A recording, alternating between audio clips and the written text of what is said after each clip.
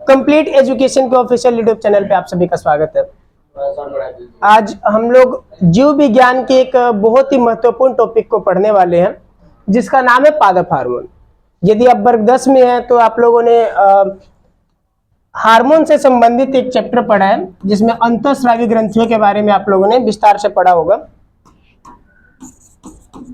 अंतःस्रावी ग्रंथि जो हम लोगों ने पिछली क्लास में पढ़ा था, जो मनुष्य से संबंधित जो भी हार्मोन स्रावित होते हैं वो सभी इन्हीं अंतःस्रावी ग्रंथियों से स्रावित होते हैं, और उसके बारे में हम लोग डिटेल में पढ़ चुके हैं। उसका जो वीडियो भी है चैनल पे उपलब्ध है, अगर आप लोगों ने नहीं देखा है तो उसको जरूर देखिए।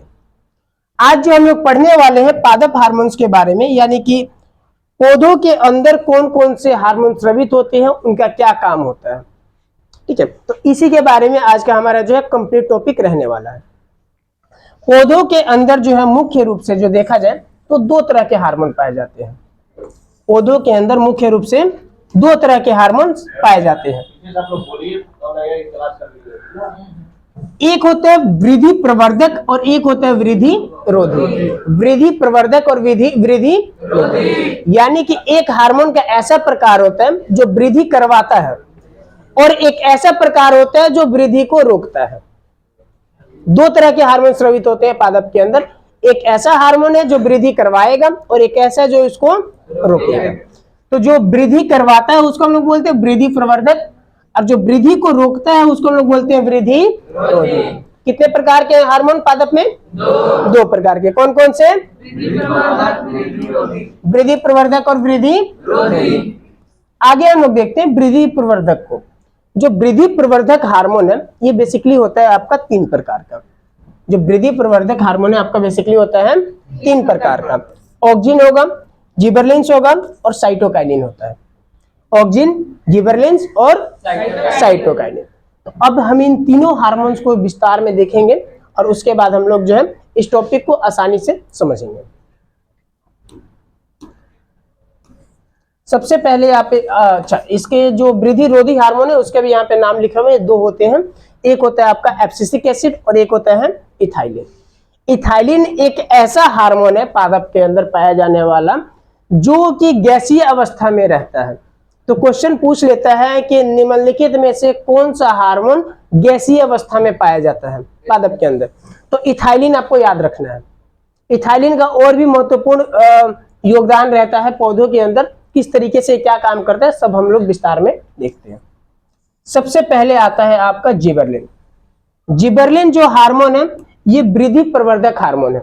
ये क्या करता है? पौधों के अंदर वृद्धि को बढ़ाता है। पौधों के अंदर वृद्धि को बढ़ाने का काम करता है जिबरेलिन हार्मोन। ये क्या करता है?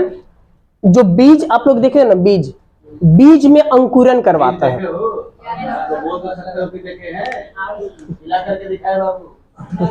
अच्छा, उसका भी फोटो है आगे, वो भी दिखा देते हैं आप लोग को। जो बीज होता है, बीज में जो अंकुरन होता है उस प्रोसेस को करवाने के लिए जिब्रेलिन का सबसे महत्वपूर्ण योगदान होता है। जिब्रेलिन को हम लोग अंकुरन हार्मोन बोलते हैं इसीलिए, क्योंकि ये क्या कराता है? बीज का अंकुरन करवाता है। इंग्लिश में इसको हम लोग बोलते हैं जर्मिनेशन हार्मोन। इंग्लिश में हम इसको बोलते हैं जर्मिनेशन, और ये इसी के नाम जिबरेलिन और इसी से बना है जर्मिनेशन, क्योंकि ये क्या कराता है? जर्मिनेशन यानी कि अंकुरन करवाता है, इसीलिए इसे हम लोग अंकुरन हार्मोन भी कहते हैं। ये क्या करता है जिब्रेलिन? ये जो सीड डोरमेंसी होती है ना उसको तोड़ता है। ब्रीज प्रसुप्ति, अब आप लोग को समझ में नहीं आ रहा होगा कि ब्रीज प्रसुप्ति क्या है, इसका जस्ट अगला स्लाइड होगा इसी के बारे में। अभी हम लोग बाकी चीजें देखते हैं, उसके बाद अगले पेज पे हम लोग इसके बारे में देखेंगे। ये वृद्धि को नियंत्रित भी करता है। वृद्धि को क्या करेगा? नियंत्रित भी करता है, कंट्रोल भी करता है। इसका अगला क्या है? इसीलिए इसको हम लोग मेन हार्मोन कहते हैं। यदि पादप के अंदर पाया जाने वाला अगर मुख्य हार्मोन पूछता है तो उसका सही उत्तर होगा आपका जिब्रेलिन, क्योंकि ये क्या कर रहा है? एक तो सीड डोरमेंसी को रोक रहा है, तोड़ रहा है, सीड डोरमेंसी को तोड़ रहा है। दूसरा क्या कर रहा है? अंकुरन हार्मोन है, यानी कि बीज को अंकुरित करा रहा है। तीसरा ये क्या काम कर रहा है? वृद्धि को नियंत्रित कर रहा है। तो इन तीनों क्वालिटी के होने की वजह से हम लोग क्या करते हैं? जिब्रेलिन को मेन हार्मोन यानी कि मुख्य हार्मोन के नाम से जानते हैं। यदि क्वेश्चन पूछता है आपसे कि पादप में पाया जाने वाला मुख्य हार्मोन कौन सा है, तो उसका सही उत्तर क्या होगा? जिब्रेलिन। क्या होगा सही उत्तर? पौधों के अंदर पाया जाने वाला मुख्य हार्मोन कौन सा है? जिब्रेलिन। अगला इसमें क्या है कि ग्रोथ ऑफ स्टेम, यानी कि जो पौधे का जो तना होता है, तना भाग देख रहे हैं आप लोग, ये इसकी वृद्धि के लिए जो है ये जिब्रेलिन हार्मोन ही रिस्पॉन्सिबल होता है। अगर जिब्रेलिन हार्मोन कम होगा तो ये जो पौधे की तना है इसकी मोटाई अधिक नहीं बढ़ पाएगी। तो जो ये तना होता है, तने की जो लंबाई है, तने की जो वृद्धि है, ये सब सारा निर्भर करता है आपका जिब्रेलिन हार्मोन पे। समझ में आ रहा है सबको? अब सभी छात्रों का यहाँ पे बीज प्रसुप्ति यानी कि सीड डोरमेंसी में कुछ समस्या था, तो अब देखते हैं हम लोग सीड डोरमेंसी है क्या चीज है। सीड डोरमेंसी क्या होता है कि जब बीज जीवित होता है लेकिन पर्याप्त मात्रा में पानी, अच्छे वायु संचार और उपयुक्त तापमान अर्थात पौधे की वृद्धि के लिए सामान्य आवश्यकताएं, ये सारा मिलने पर भी अंकुरित नहीं होता है।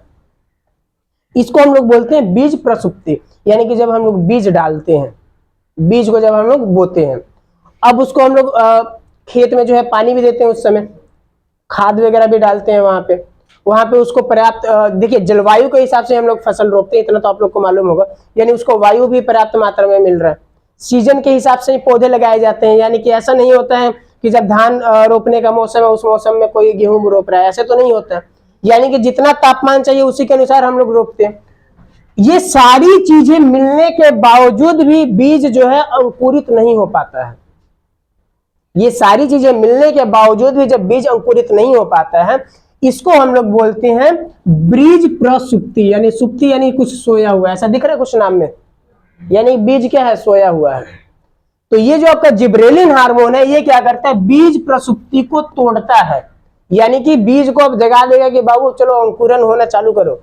जैसे कि यहाँ पे बीज है, दिख रहा है आप सबको, अब यहाँ पे धीरे धीरे अंकुरित होना चालू हो रहा है। अगले स्टेप में देख रहे हैं आप, इसकी जड़ें वगैरह बन गई, उसके अगले स्टेप में आप लोग देख रहे हैं यहाँ पे जो है पौधा यहाँ पे लगभग निर्माण हो चुका है, बन गया है, वृद्धि हो रहा है आगे। बीज प्रसुप्ति समझ में आया कि पौधों के लिए अनुकूल वायु, अनुकूल जल, अनुकूल तापमान, अनुकूल जलवायु सब मिलने के बावजूद भी जब बीज अंकुरित नहीं होता है तो उसे हम लोग विज्ञान में क्या बोलते हैं? बीज प्रसुप्ति। बीज, इंग्लिश में इसको हम बोलते हैं सीड डोरमेंसी। इंग्लिश में क्या बोलेंगे? Seed dormancy. जो जिब्रेलिन हार्मोन है ये क्या करता है? इस बीज प्रसुप्ति को तोड़ता है, जिसके फलस्वरूप क्या होता है? बीज में अंकुरन की प्रोसेस जो है वो आगे होने लगता है। इसीलिए इसको हम लोग अंकुरन हार्मोन भी कहते हैं। किसी कोई दिक्कत इसमें? समझ में आ रहा है सबको? आगे चलें, ठीक है। इसका जो अगला टॉपिक है, यानी कि जो सेकंड हार्मोन जो पाया जाने वाला है पादप के अंदर, उसका नाम क्या है? Auxin hormone. सेकंड हार्मोन का क्या नाम है? Auxin hormone. ये जो ऑक्सिन हार्मोन है इसका भी बहुत ही महत्वपूर्ण योगदान होता है पौधे के अंदर। ये क्या करता है? पौधे को ना जो प्रकाश की दिशा होती है उस तरफ लेके जाता है। प्रकाश की दिशा समझते हैं? जिस दिशा से सूर्य का प्रकाश आ रहा है उसी दिशा में क्या करेगा? इसका जो ऊपरी हिस्सा होता है, पौधे का ऊपरी हिस्सा देखें आप लोग, जैसे कि ये कोई पौधा है, इसके यहाँ पर पत्तियां वगैरह होती है, ये जो ऊपरी हिस्सा है उसको उसी दिशा में लेके जाएगा जिधर से इसको सूर्य का प्रकाश मिल रहा है। कुछ पौधों को आप लोग देखे होंगे कि दीवार में ही, जैसे कि कोई दीवार है, घर बना हुआ, उसके अंदर से ऐसे निकला है ऐसे, लेकिन थोड़ा सा आगे जाने के बाद ऐसे बिल्कुल सीधा हो जाता है, कुछ तिरछा चला जाता है। उसको जिस दिशा से प्रकाश मिलता है उसी दिशा में वो वृद्धि करने लग जाता है। बात को समझ रहे हैं आप लोग? जिस दिशा से पौधे को प्रकाश मिलता है उसी दिशा में जो है पौधा जो है वो वृद्धि करेगा। अगर आपने सामान्य सतह पे कोई पौधे को लगाया है तो उसको ऊपर से प्रकाश मिल रहा है तो बिल्कुल सीधा वृद्धि करता है वो। समझ में आ रहा है सबको? तो पौधे को प्रकाश की दिशा की तरफ लेकर जाते हैं। इस प्रोसेस को हम लोग बोलते हैं प्रकाश निवर्तन। क्या बोलते हैं? प्रकाश निवर्तन। प्रकाश निवर्तन क्या है? पौधे को जिस दिशा से प्रकाश मिलेगा उसी दिशा में वृद्धि करेगा। समझ में आ रहा है? जिस दिशा से प्रकाश मिलेगा उसी दिशा में अधिक वो वृद्धि करेगा। इस प्रोसेस को हम क्या बोलेंगे? प्रकाश निवर्तन। तने के सिर पर बनता है। जो तना है उससे कहां बनेगा बाबू, एकदम मुड़िए पे, तभी ना उसको। ठीक है, जैसे सूर्यमुखी का आप लोगों ने फूल देखा होगा, सूर्यमुखी का जो पौधा होता है जिससे हमें तेल प्राप्त होता है। अब सूर्यमुखी का पौधा है, जिधर उसको प्रकाश मिलेगा उधर ऐसे घूमता रहेगा। इधर सूर्योदय के समय इधर रहेगा, शाम को देख रहे तो लोग उसका मुंह उधर हो गया। जिधर से उसको प्रकाश मिलेगा उधर क्या करता है, वो घूमता रहता है। समझ रहे हैं? जिस तरफ से प्रकाश मिलेगा उसी तरफ उसका तना वृद्धि करेगा, उसी तरफ बढ़ेगा आगे। समझ में आ रहा है? आगे क्या है, तने के सिर पर बनता है। जो तना होता है पौधे का, उसके ऊपरी हिस्से पे बनेगा और खींच के लेके जाएगा। जिस तरफ प्रकाश आ रहा है उस तरफ उसको खींच के लेके जाएगा, और इस प्रकार जो पौधे के अंदर वृद्धि है वो होती है। अगला क्या है, रूट इनिशिएशन, यानी कि जो पौधे होते हैं उनकी जो जड़ें बनती है ना, वो इसी ऑक्सिन हार्मोन के कारण बनती है। जड़ों का जो निकलना है, जड़े का जो निकलने का शुरुआत होता है, प्रारंभ होता है, वो इसी ऑक्सिन हार्मोन के कारण होता है। समझ में आ रहा है? इसका एक खरपतवार नाशक के रूप में भी इसको उपयोग किया जाता है। जैसे आप लोग पौधे वगैरह जब लगाते हैं, चाहे कोई फसल लगाते हैं, साथ में बहुत सारा खरपतवार भी उग जाता है। तो ऑक्सिन हार्मोन का उपयोग हम लोग खरपतवार नाशक के रूप में भी करते हैं खेतों के अंदर। ठीक है, और एक चीज और है इसमें कि जो पौधे की जो वृद्धि होती है ना, उसको मापने के लिए जिस यंत्र का उपयोग करते हैं उसका नाम क्या है, ऑक्जेनोमीटर। इसी से संबंधित है ऑक्सिन, और ऑक्सीजन से ही बना है ऑक्जेनोमीटर। ऑक्जेनोमीटर एक ऐसा यंत्र है जिससे हम लोग क्या करते हैं, पौधे की वृद्धि को मापते हैं। तो अभी हम लोगों ने जो भी इसमें पढ़ा है आप लोग का ऑक्सिजन के अंदर, उसको एक बार हम ओवरव्यू देखते हैं। सबसे पहले हम लोगों ने इसमें पढ़ा कि पौधे की वृद्धि है उसी दिशा में कराएगा जिस तरफ से इसको प्रकाश मिल रहा है। इस प्रोसेस को हमने क्या कहा था, प्रकाश निवर्तन। क्या बोला था हम लोगों ने, प्रकाश निवर्तन। जो तना है उसके सिर पे पाया जाएगा, जो तना है उसके एकदम सिरे पे, ऊपरी हिस्से पे पाया जाता है। पौधों के अंदर जड़ों का बनने का जो प्रारंभ होता है वो यही ऑक्सिन हार्मोन करता है। ऑक्सिन हार्मोन का उपयोग हम लोग खरपतवार नाशक के रूप में भी करते हैं, और जो पौधे के अंदर जो वृद्धि मापी जाती है वो इसी यंत्र से मापी जाती है। इसी से मिलता जुलता नाम है इसका। क्या नाम है इसका, ऑक्जेनोमीटर। ऑक्जेनोमीटर के बारे में भी यहाँ पे देखिए हम तस्वीर लगाए हुए हैं, यहाँ पे दिख रहा है सबको। इसी यंत्र का नाम है ऑक्जेनोमीटर। इसी की सहायता से हम लोग क्या करते हैं, पौधे की वृद्धि को मापते हैं। अब इसके बारे में इतना डिटेल में आपको जानने का जरूरत नहीं, आपके सिलेबस से बहुत ज्यादा एडवांस हो जाएगा। बस आप लोग को दिखाने के लिए जो यहाँ पे एड किए हुए हैं, इसके बारे में जो लिखे हुए देख लीजिए। ऑक्जेनोमीटर एक उपकरण है जिसका उपयोग पौधे की वृद्धि को मापने के लिए किया जाता है। पौधे की वृद्धि दर, देखिए यहां से ध्यान दीजिएगा, मापते कैसे हैं। पौधे की वृद्धि दर पौधे की कुल वृद्धि को पौधे की वृद्धि में लगने वाले समय से विभाजित करके। नहीं समझे, ध्यान दीजिए। पौधे का जो वृद्धि दर है, ठीक है, अब उससे भाग किसे देंगे, कुल वृद्धि जो हुई है पौधे की। पौधे का जो वृद्धि दर है, पौधे की जो कुल वृद्धि हुई है, और उसमें लगने वाला समय से जब हम लोग भाग देते हैं तो हमारा जो है ऑक्जेनोमीटर के थ्रू जो है, ये यंत्र जो लगा हुआ है, इसके थ्रू हमारे पास रिजल्ट आता है, परिणाम आता है कि पौधे का जो वृद्धि दर है वो क्या है। ठीक है, अगर नहीं इतना आ रहा है तो इस तरह डिटेल में जानने की भी जरूरत नहीं है, बस आप लोग ये यंत्र का नाम रखिएगा। ऑक्जेनोमीटर नाम का एक यंत्र है जो क्या करता है, पौधे की वृद्धि मापने के लिए उपयोग किया जाता है। कोई दिक्कत है यहां तक किसी को? आगे देखते हैं।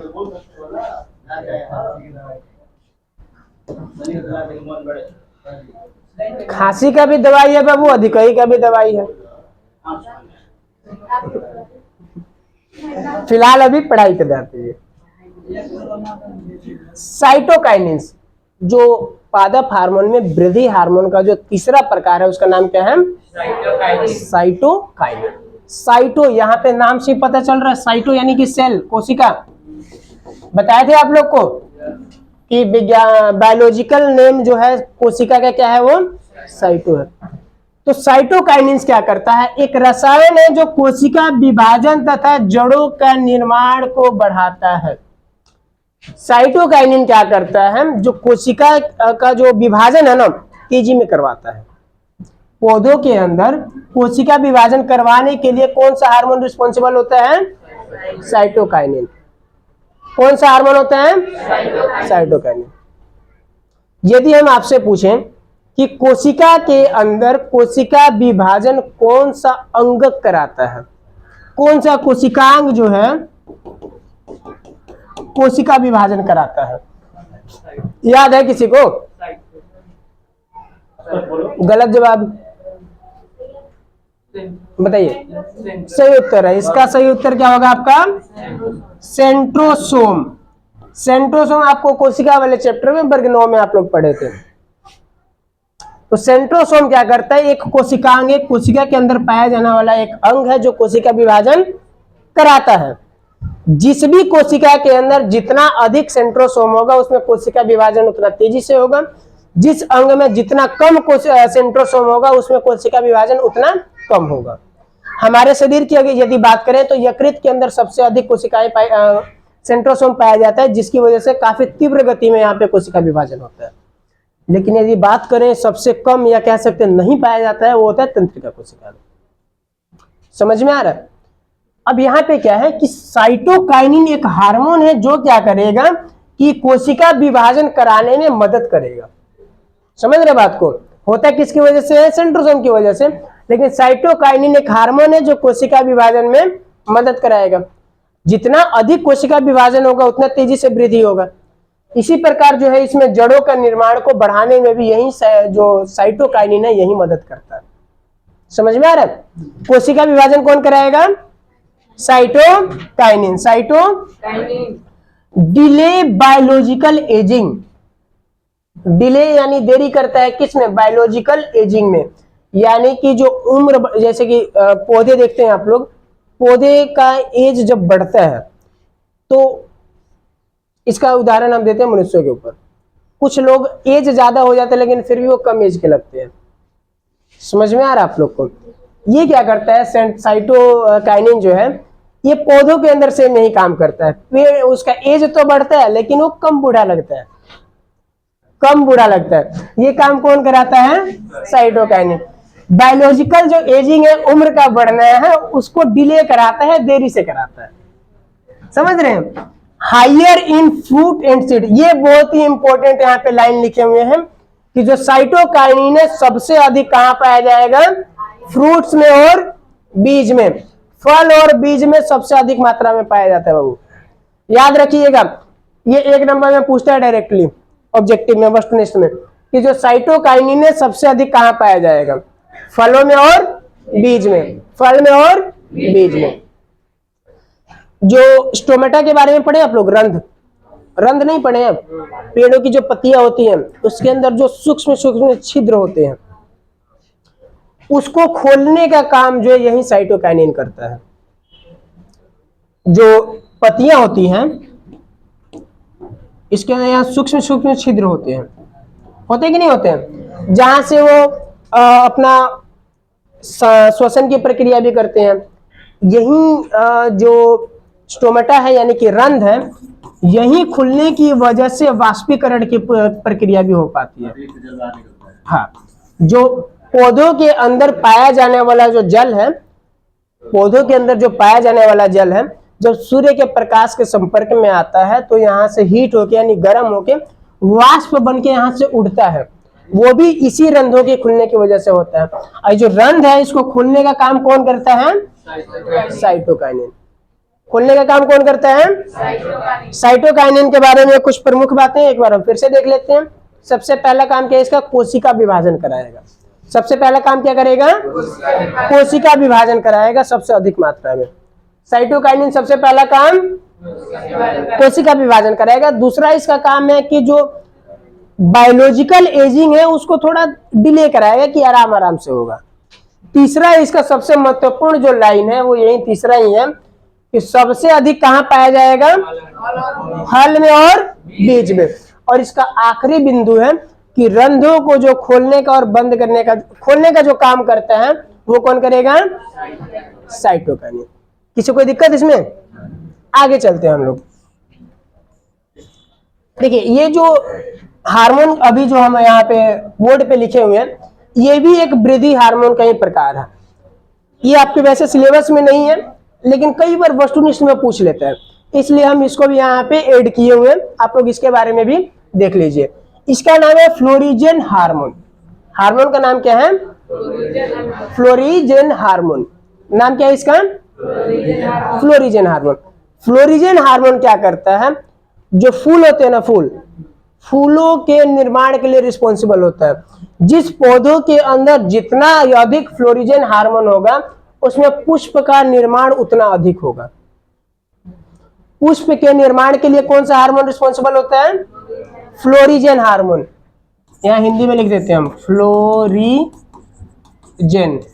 फ्लोरिजन हार्मोन क्या करेगा? पुष्प के निर्माण के लिए रिस्पॉन्सिबल होता है। यहाँ पे देख सकते हैं आप लोग, कितने सारे फूल दिखेंगे इसमें, जो भी यहाँ पे पौधे लगे हैं, बहुत सारे फूल दिख रहे हैं कि नहीं दिख रहे हैं? इन सभी में क्या है? फ्लोरिजन की जो मात्रा है, फ्लोरिजन हार्मोन की जो मात्रा बहुत अधिक होती है, जिसकी वजह से इसमें फूलों का निर्माण अधिक मात्रा में हो पाता है। कोई दिक्कत? आगे चले। इसमें एक और जो है ट्रोमेटिन, ये भी बहुत ही एक महत्वपूर्ण है। ट्रोमेटिन जो होता है, यह भी एक वृद्धि हार्मोन का ही प्रकार है। ट्रोमेटिन भी जो होता है एक वृद्धि हार्मोन का ही प्रकार है। ट्रोमेटिन जो है ये बहुत ही महत्वपूर्ण होता है पादप के अंदर। ये एक तरीके से घाव भरने का काम करता है, जख्मों को भरने का काम करता है। जब आप पेड़ को काटते हैं कहीं से, देखते हैं वहां पे लासा लासा सा निकल जाता है, तो वही लासा रेजिन के रूप में, यानी रेजिन जो है बाहर निकलता है पेड़ के उस घाव को भरने के लिए। देखते हैं यहाँ पे लिखा गया, ट्रोमेटिन एक पादप हार्मोन है जो घाव की प्रतिक्रिया में उत्पन्न होता है, लासा का निर्माण करता है। यहाँ चित्र में देख पा रहे होंगे आप लोग स्पष्ट किस तरीके से यहाँ पे लासा का निर्माण हुआ है। दिख रहा है सभी आपको? सबको दिख रहा है किस तरीके से लासा का निर्माण हुआ है?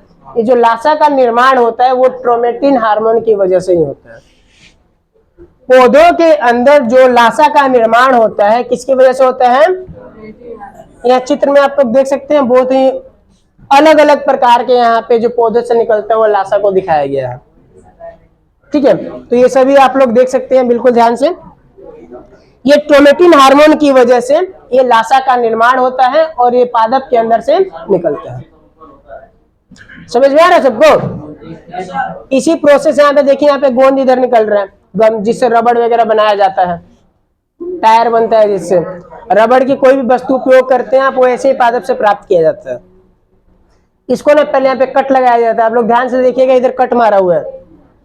जिसके बाद क्या होता है, यहाँ पे कटोरा कनेक्ट कर दिया जाता है या कोई भी वहां पे पात्र लगा दिया जाता है। देखिए यहाँ पे इसको इसके अंदर गाड़ा गया है, ये तार ध्यान से दिख रहा है सबको? ये आपको एकदम दिखाते हैं अच्छे से, दिख रहा है आपको? ये चीज यहाँ पे ये दिख रहा है आपको, तार इससे जुड़ा हुआ है, उधर से घूम के जाके वहां पे जुड़ा हुआ है। यहाँ से लासा निकल रहा है, इसके ऊपर आप लोग ध्यान से देखिएगा, इधर कट मारा हुआ है और यहाँ पे एक नली टाइप का लगाया गया है, जो इस तरीके से, जो पाइप को जब आप बीचों बीच काट दीजिएगा ना, तो बीच वाला हिस्सा गहरा रहेगा और साइड में उभरा हुआ भाग रहता है इस तरीके से। वो उस तरीके से यहाँ पे आके जो है यहाँ पे गोंद इकट्ठा हो रहा है। किस हार्मोन की वजह से होता है? ट्रोमेटिन हार्मोन। किस हार्मोन की वजह से? समझ में आ रहा है सबको? कोई दिक्कत? तो यहाँ पे हमारे पादप के अंदर जो वृद्धि हार्मोन थे वो होते हैं समाप्त। वृद्धि कराने वाले यानी जो वृद्धि प्रवर्धक हार्मोन थे वो होते हैं समाप्त। अब हमें पढ़ना वृद्धि रोधी हार्मोन। कौन सा हार्मोन? यानी ऐसे हार्मोन जो पादप की वृद्धि को रोकेंगे। इसमें सबसे पहले आता है एब्सिसिक एसिड। कौन सा इसमें? एग्जाम में इसको पूछता है एबीए के नाम से। किस नाम से? Abscisic acid. Abscisic acid. तो अगर एबीए हार्मोन पूछ लिया तो ये मत सोचिएगा कि ना ये तो पढ़ाया ही नहीं गया, ये होता क्या है। कौन सा चिड़िया का नाम है? ये देख लीजिए कौन सी चिड़िया का नाम है। समझ आ रहा है? एबीए हार्मोन के नाम से भी कई बार पूछ लेता है। अभी देखिए ये काम क्या करेगा, पादप वृद्धि को यानी पौधे की जो वृद्धि हो रही है उसको, बीज के अंकुरन को तथा कोशिका विभाजन को, तीनों को ही रोकने का काम करता है। पौधे की जो वृद्धि हो रही है उसको रोक दे रहा है, बीज का जो अंकुरन है उसको रोक दे रहा है, कोशिका विभाजन को रोक दे रहा है। तो अब बताइए कहां से पौधे के लिए वृद्धि प्रवर्धक हुआ? हर तरफ से रोक रहा है, इसीलिए तो इसको हम बोल रहे हैं वृद्धि रोधी। समझ में आ रहा है? क्या क्या रोक रहे हैं? पादप की वृद्धि को, बीज अंकुरन को और कोशिका विभाजन को, इन तीनों को रोकने का काम कौन कर रहा है? Abscisic acid. कौन कर रहा है? Abscisic acid. इसीलिए एब्सिसिक एसिड को हम लोग क्या बोलते हैं? वृद्धिरोधी हार्मोन। वृद्धिरोधी हार्मोन। इसमें आगे लिखे हैं कि पत्तियां गिराना और पत्तियां मुरझाना, ये दोनों भी इसी की वजह से होता है। पत्तियां गिरती है ना पेड़ों की, अभी दिखाएंगे फोटो कैसे गिरे हुए, कितना सुंदर लगता है पत्तियां गिरी हुई, लेकिन होता किसकी वजह से है? एब्सिसिक एसिड की वजह से। किसकी वजह से? पत्तियां जो मुरझाएंगी और उसके बाद जो ढिमलाएंगी, मतलब गिरेंगी। पहले मुरझाएंगी फिर क्या होगी? किसकी वजह से? एब्सिसिक एसिड यानी कि एबीए हार्मोन की वजह से। रंध्र को खोलने का काम कौन कर रहा था? रंध्रों को खोलने का काम कौन कर रहा था? अभी पढ़े थे हम लोग, साइटोकाइनिन। कौन कर रहा था? उस रंध्र को बंद करने का काम कौन करेगा? Abscisic acid. उस रंध्र को बंद करने का काम, खोलने का काम, समझ में आ रहा है? एब्सिसिक एसिड का प्रमुख कार्य पादप की वृद्धि को रोकेगा, बीज अंकुरन को रोकेगा, कोशिका विभाजन को रोकेगा। चौथा काम क्या कर रहे हैं? पत्तियों को मुरझाएगा और उसको झड़ा देगा। पांचवा काम क्या कर रहा है? पांचवा काम रंध्रों को बंद कर देगा। कितना आसान है, कोई दिक्कत किसी को? आगे चले, आगे हम लोग देखेंगे किस प्रकार से पत्तियां गिरती है। दिख रहा है सीनरी? ऐसा फिल्मों में देखे होंगे आप लोग, बड़ा अच्छा लगता है देखने में। अब जिसका टूटा है उसको ना दर्द हुआ, आप लोग को तो देख के मजा आ रहा है। और टूटा कहाँ है? कहे से कि एब्सिसिक एसिड इसमें अपना काम ठीक से किया हुआ है। एब्सिसिक एसिड क्या किया है? काम ठीक से किया है, पत्तियों को मुरझा के बेचारे उनको गिरा दिया है। समझ रहे हैं? इस प्रोसेस को हम लोग बोलते हैं एब्सेशन। क्या बोलते हैं? एब्सेशन। एब्सेशन बोलते हैं। स्पष्ट दिख रहा है सबको किस तरीके से पत्तियां यहाँ पे गिरी हुई है नीचे? यहाँ पत्तियां गिरी हुई है नीचे, कितना अच्छा लग रहा है देखने में। किसकी वजह से? कौन से हार्मोन की वजह से? एब्सिसिक एसिड हार्मोन की वजह से। कोई दिक्कत? आखिरी वृद्धिरोधी हार्मोन है जिसका नाम क्या है? इथाइलिन। क्या नाम है इसका? इथाइलिन जो है वृद्धिरोधी आखिरी हार्मोन है। इस चैप्टर का शायद आखिरी टॉपिक भी है। इथाइलिन क्या है? इकलौता ऐसा हार्मोन है जो गैसीय अवस्था में पाया जाता है।